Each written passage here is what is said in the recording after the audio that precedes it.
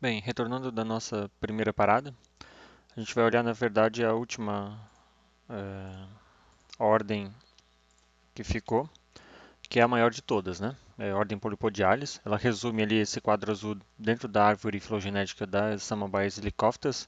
Olha tudo isso aqui. Tá? Obviamente eu não vou falar de todas as famílias, né? Vou falar das principais.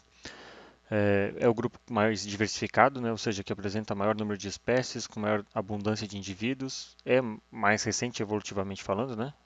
A árvore já mostra isso. E inclui mais ou menos 80% das samambaias atuais. Então essa ordem é extremamente importante. É um pouco difícil, inclusive, delimitar um pouco algumas espécies, né? Família, para quem está trabalhando, é relativamente fácil, tá?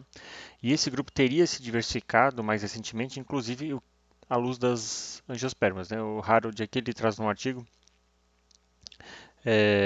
que esse grupo ele aproveitou o surgimento das angiospermas, é, né, se originam e na verdade com a extinção dos dinossauros e com a queda do meteoro, né, o cometa, novos ambientes são criados e as angiospermas dominam esses ambientes e as samambaias que estavam reduzindo sua quantidade de indivíduos começam a aumentar de novo a proporção de indivíduos, né? Eles conseguem saber isso pela quantidade de grãos de pólens e no caso delas de esporos. E eles percebem que conforme o número de angiospermas aumenta, o número de samambaias também aumenta. Porque provavelmente essas plantas aproveitaram os novos ambientes que as angiospermas trouxeram para as florestas, por exemplo. Então conseguiram colonizar como epífitas é, essas plantas, né? Por exemplo, um terço da família Polypodiaceae é de plantas epífitas, né? Outras famílias aqui também. Então isso mostra que elas aproveitaram esse novo nicho que era o tronco das angiospermas, tá? E acabaram se diversificando. Dentre algumas famílias que eu quero chamar a atenção aqui, talvez vocês encontrem na região Linceaceae, características de espécies eu vou trazer numa próxima aula, né? Na próxima aula. Aqui eu vou falar um pouco mais de alguns gêneros, né? O principal gênero aqui na região é Lindsea, tá? A família tem mais ou menos 234 espécies, provavelmente ela é monofilética, né? Um grupo bem resolvido. Pode confundir com adiantum, as avencas, então tem que tomar um pouco de cuidado, né? Mas essa daqui tem um rizoma curto a longo reptante, ele tá aqui, ó. Esse aqui é mais longo, tá? E a lâmina pode ser um a 3 pinado ou até mais, tá? Essa aqui é um pinado, né? Aqui, ó, cada pina, né? Então essa aqui, portanto, é a rack. Os soros estão aqui, ó. Só que ela tem indúsio, estão vendo, ó? Isso não é um falso indúsio. O falso indúsio era se essa parte aqui tivesse dobrada sobre os esporos e os esporângios, mas não é. É aqui, ó, tá vendo a membrana? Já adianto tem o falso indúsio, porque é a margem que está dobrada, tá? Essa aqui também é, essa é um pinado pinatífido. Perdão, essa é dois pinada, né? A pina vem aqui e vem para o lado, tá? Essas ocorrem na região. Outra família é Saclomataceae, só tem 18 espécies no mundo, no único gênero, Sacoloma. A da esquerda é Sacoloma inequale, a de cima é Sacoloma elegans. As duas ocorrem no Parque Nacional da Serra do Itajaí. Essa daqui, ela é um pinado, essa é dois pinado pinatífida, uma, duas pinatífida, e essa aqui é de folhão pinada. Tá? São plantas relativamente bonitas, mas a gente só encontra isso em ambientes mais conservados. Outra família é Denstatidiaceae, são mais ou menos 260 espécies no mundo, 10 gêneros. O gênero Denstad é bem chatinho de identificar, não vou mentir, porque tem que ter o caule coletado e são plantas grandes no geral. O pessoal geralmente não coleta o caule junto. E vocês vão reconhecer de Denstad principalmente por conta do Pteridium que eu já falei numa aula, né? O Pteridium o terrível. Essas plantas têm um rizoma longo, tá? As lâminas geralmente são grandes, como eu falei, 2, 3 metros, né? Em Denstédia também, e por isso tem que coletar inteiro. E 2, 3 ou muito mais pinadas, né? Tem Denstédia que a gente nem conta mais a quantidade de divisões da pina. Então, o pterídeo terrível, né? Ele produz um hormônio que modifica a equidise de insetos, então ele retarda o processo e mata. Isso evita a herbivoria dele, por exemplo. Tá? Ele produz tiaminase, lembrem lá em Marcília que também causava isso, né? E dá problema no gado. O gado que se alimenta dessa planta na pastagem acaba tendo problemas dessa vitamina, né? Pode ser fatal.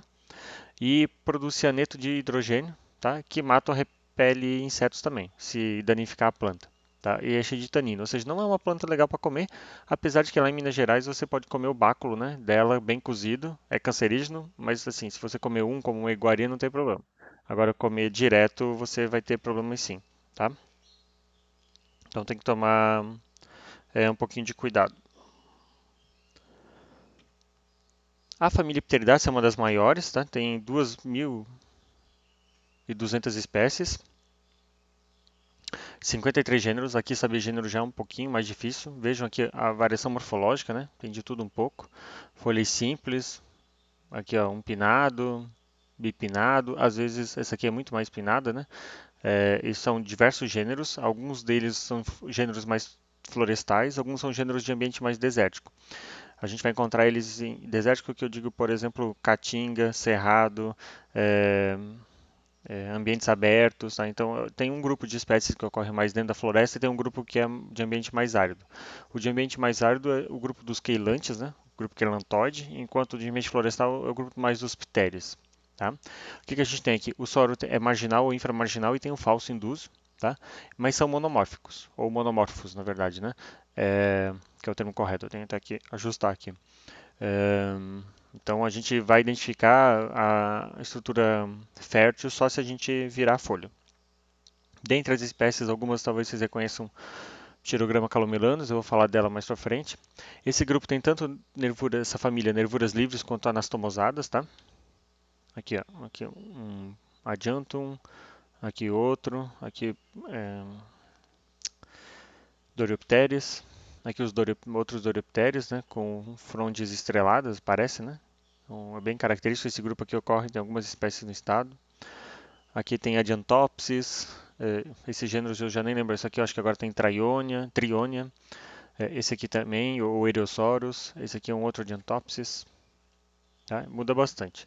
As Pleniaceae só tem 2 gêneros, é fácil, mas tem mais de 700 espécies. A imensa maioria está no gênero Asplenium. E em Santa Catarina tem um Hymenasplenium, que ocorre nas cachoeiras. Então, quando for para alguma saída a campo e tiver uma cachoeira conservada, assim, em ambiente mais conservado, tem uma samambaia, um Hymenasplenium triquetum, que cresce nessas cachoeiras, tá? Ela ocorre em quase todo mundo, né? Principalmente nos trópicos, ou seja, entre Câncer e Capricórnio. Uma das características é uma escama clatrada, por isso que numa das práticas a gente vai dar uma olhada nisso, tá? E o induso é linear no geral, tá? Ele acompanha os soros que também são lineares nessa família, na imensa maioria, né? E uma outra característica é que um dos feixes vasculares é em forma de X, estão vendo? Claro que está bem colorido, né? Mas esse formato de X é característico no pecíolo de Aspleniaceae. O que é uma escama clatrada, né? É esse tipo de escama aí, ó. Vou tomar um café aqui. A gente consegue ver as células, ó.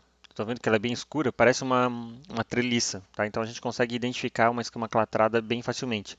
Diferentemente das setiaceae, que se vocês voltarem na aula, vocês vão ver que era uma escama mais alaranjada. Essa aqui tá preto e branco, tá? Não é que ela é dessa cor. Apesar de no geral elas serem mais escuras. Mas eu não consigo identificar as células de forma tão fácil, a parede das células. Então escamas clatradas têm essa característica. Ajuda a identificar alguns grupos. Esse aqui é um Asplenium nidus, é cultivado. Esse eu tenho em casa que a gente vai fazer a prática. E esse é um Asplenium scandissimum, o pessoal chama de salsinha. Lembra às vezes uma salsinha, né? Dá de ver até o indúzio aqui, ó, linear, junto com esporângios, né? E é bem comum aqui nas nossas florestas essa espécie, tá? Outra família é Telipteridaceae.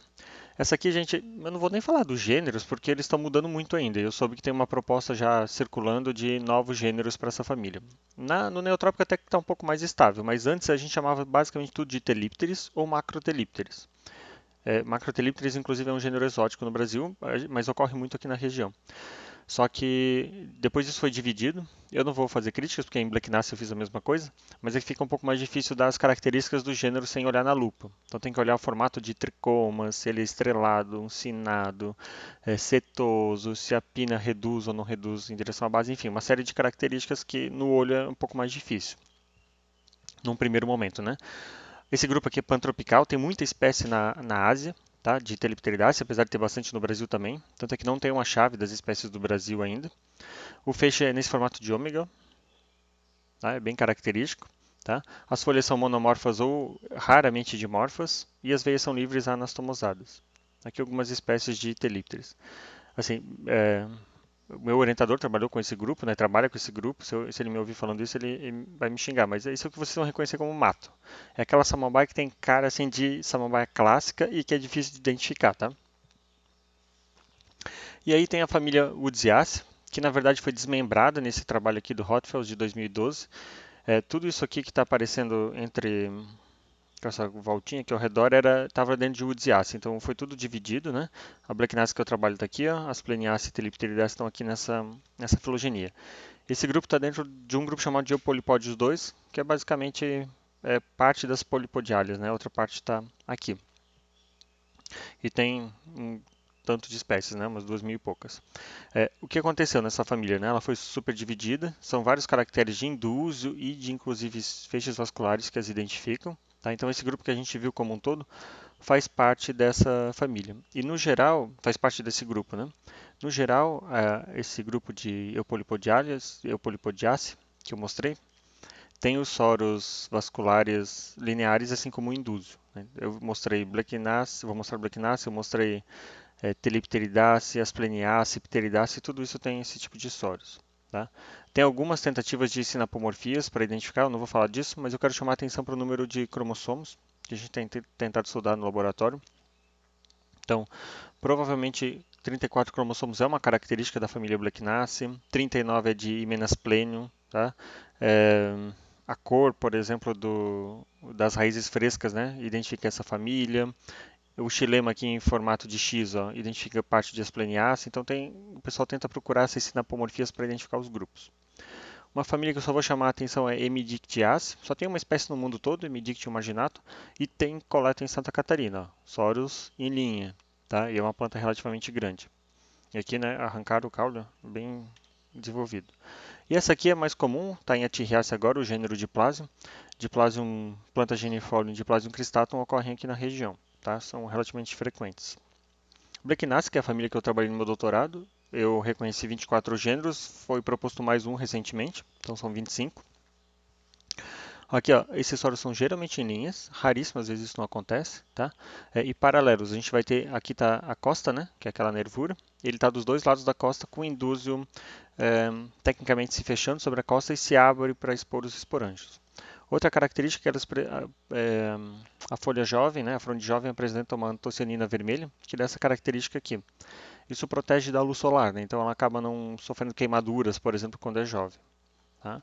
No geral, ele tem dois feixes vasculares grandes e às vezes um arco pequeno. Esse que eu só consegui esse, né? Fazendo essa cara feia para vocês. É, e a gente tem tanto plantas monomorfas quanto plantas dimorfas. Tá? Esse aqui é o Blackton brasilense, um corte da Michele, né, que faz iniciação científica comigo. Olha só que legal. Isso aqui é da folha, né? Então, o feixe vascular, inclusive em ômega, dentro da folha do pecíolo, né? Meio ômega. Aqui a gente pode ver a epiderme, né? E aqui, olha só, ela conseguiu cortar o... Aqui está a nervura, deixa eu... A costa, portanto. E o que, que o Soros faz? Ó? Ele passa por aqui, ó. Tem o soro e o indúsio está aqui ao redor.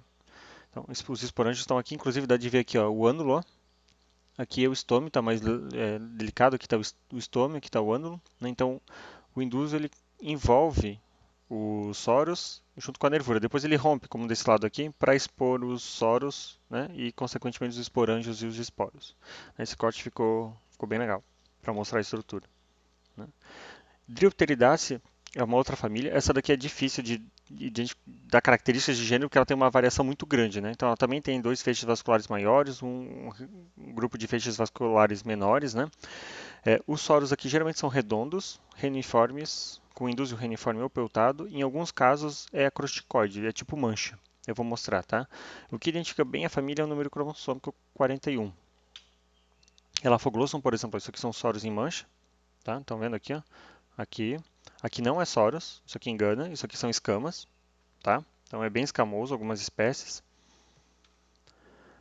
Na região a gente tem Stigmatopteris, Arachnioides é raro, Ctenites é bem comum e confunde às vezes com Telipteridaceae, e Polybotera é uma das mais comuns. É uma planta que sobe, ó, ela está subindo aqui numa árvore, e ela só vai produzir uma fronde fértil tão grande quanto a estéreo quando ela estiver em cima. É raro ela fazer isso no chão. Então ela cresce no chão até ela achar uma árvore e ela vai subindo. Aí ela emite uma folha, emite outra, vai emitindo e de repente ela emite uma folha de quase 1 metro que é fértil. Então, essas aqui também tem quase 1 metro, tá? E é bem comum a gente encontrar isso no Parque São Francisco, por exemplo. A outra família é Nephrolepsidaceae, essa é a família das avós, que eu digo, porque toda avó tem uma dessa em casa. Eu ainda não tenho, até aceito presente. Esse grupo aqui tem 19 espécies no mundo, é um pouquinho difícil de identificar e é bem é difícil identificar as espécies. A família e o gênero Nephrolaps é mais fácil porque os indúzios são bem reniformes aqui, ó. E vocês vão sempre reconhecer essas plantas de vovó. Uma outra família que ocorre no Parque Nacional é a Tectariaceae. Tem as tectárias. Essa aqui não tem muita característica, a não sei se caule mais robusto, né? Essas folhas também são grandes e geralmente umpinadas. E às vezes tem gema, tá? E esse indúzio aqui, ó, peltado. E por fim, a última família, não vou ficar falando tantas, né? É Polypodiaceae. Tem pelo menos 65 gêneros e aumentando, 1.600 espécies e ocorre nas todas as regiões pantropicais, né? Todos os trópicos. Uma das principais características é não ter indúzio, tá? Então Polypodiaceae não tem indúzio. O rizoma geralmente é curto, ao longo reptante e cheio de escamas, tá aqui, ó. E tem uma coisa chamada filopódio, isso aqui, ó. Então esse aqui é o rizoma, ok? Aqui saiu um pecíolo, né? E uma folha, consequentemente. Aqui saiu outra, e fica essa conexão aqui, ó. Isso é o filopódio, tá? Depois tem uma outra ilustração para mostrar melhor. Os soros são sempre do lado de baixo, arredondados, geralmente marrons, como esses aqui, tá? E como eu falei, sem indúzio, né? Ex-induziado, tá? Olha os filopódios, né? Fica a marquinha onde estavam os pecíolos, tá? Isso é característica de Polypodiaceae, né? De muitos pés, né? Esse é o nome da família. E aqui a característica dos esporângios, né? E dos soros consequentemente. Tem exceções, né? Esse aqui é o chifre de veado, Platycerium. Esse aqui forma cenossórios, quando os soros são tão próximos uns dos outros que fundem, ó, e a gente não consegue separar eles em, em pontos, né? É praticamente em mancha, né? A mesma coisa que soros em mancha, né? Então eles ocupam toda a face abaxial. Talvez vocês conheçam essa planta, essa aqui é exótica, né? Mas é muito bonita e cultivada na região.